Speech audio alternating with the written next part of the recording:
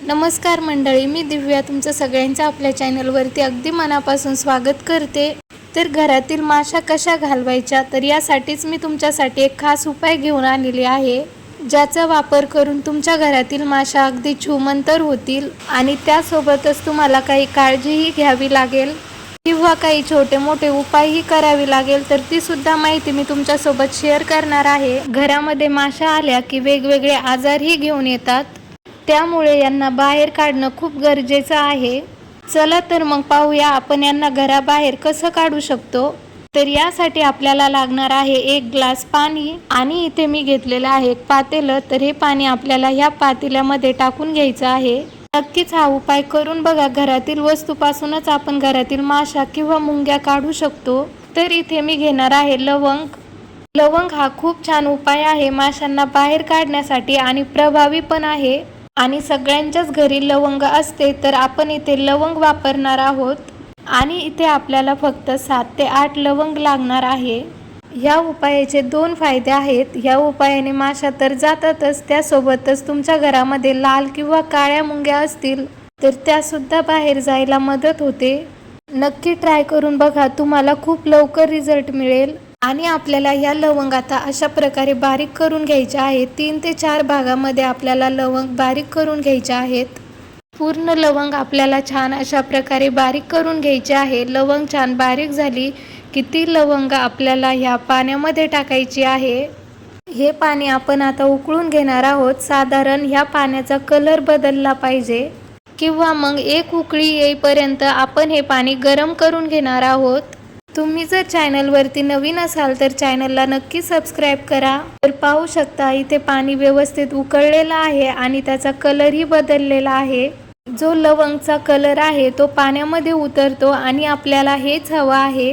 आणि आता आपण गॅस बंद करूया आणि पुढची प्रोसेस करूया। इथे आपल्याला पाणी पूर्णपणे थंड होऊ द्यायचं आहे। हा उपाय करत असताना आपल्याला घरामध्ये कोणती काळजी घ्यायला पाहिजे ते आपण बघूयात। घरामध्ये एकतर आपल्याला स्वच्छता ठेवायला हवी। जर कुठे खरकट सांडलं असेल, उष्ट पडलं असेल, जर घरामध्ये लहान मुलं असतील तर खाण्यापिण्याच्या वस्तू इकडे तिकडे पडलेल्या असतात, तर त्या आपण नेहमी व्यवस्थित आणि स्वच्छ कराव्यात। आणि कचरा आपण कचरा पेटीतच टाकावा। जसे की आपण खरकटे भांडे बेसिंगमध्ये तसेच ठेवतो। भांडे घासायला वेळ नसेल तर किमान त्यातील खरकटे काढून तरी एका बाजूला ठेवावे। असं केल्यामुळे घरामध्ये स्वच्छता ठेवल्यामुळे घरामध्ये माशांचं प्रमाण हे कमी होतं। सोबतच हा उपाय करा, थोड्याफार माशा असतील तर त्या सुद्धा निघून जातील।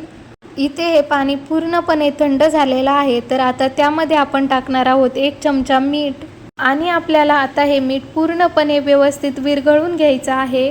हा उपाय करत असताना तुम्ही जर घरामध्ये स्वच्छता ठेवली तर तुम्हाला माशा दिसणार नाही।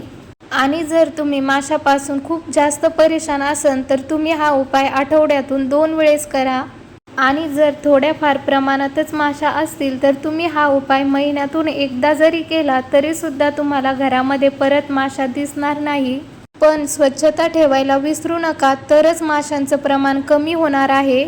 आणि आता आपण हे जे मिश्रण आहे तर ते आपण गाळून घेणार आहोत। हे जे मिश्रण आहे किंवा आपण हे जे पाणी बनवलेलं आहे तर ते आपण 2 प्रकारे वापरू शकतो। एक म्हणजे आपल्याकडे जर अशा प्रकारची स्प्रे बॉटल असेल किंवा मग आपल्याकडे एखादी साधी प्लॅस्टिकची बॉटल असेल तर तिच्या झाकणाला 2-3 छिद्र पाडा आणि ती ह्यासाठी वापरा। आणि आता आपल्याला हे पाणी ह्या स्प्रे बॉटलमध्ये भरून जिथे जिथे आपल्याला माशांचं प्रमाण जास्त दिसते तिथे तिथे हा स्प्रे मारायचा।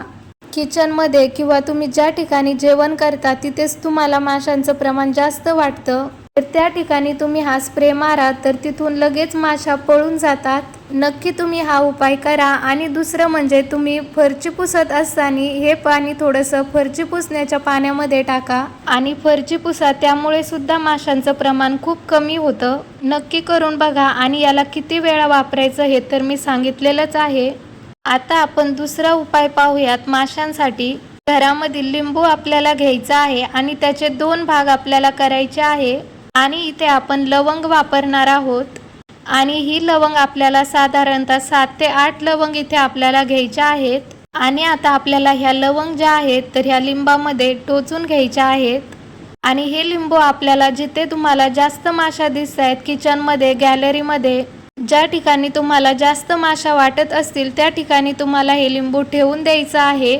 अगदी 1 ते 2 तासानंतर तुम्हाला याचा प्रभाव दिसायला लागेल. ज्या दिवशी तुम्हाला फरची पुसायची नसेल किंवा आपण जे माशांसाठी पाणी बनवलेलं आहे ते वापरायचं नसेल तर त्या दिवशी तुम्ही हा उपाय नक्की करून बघा. दोन्ही उपाय खूप प्रभावी आहे आणि मला कमेंट बॉक्समध्ये नक्की सांगा की तुम्हाला सर्वात जास्त कोणता उपाय आवडला आणि हा व्हिडिओ तुमच्या फ्रेंड्स आणि फॅमिली सोबत नक्की शेअर करा. चला तर मग परत भेटूया अशाच एका नवीन व्हिडिओमध्ये.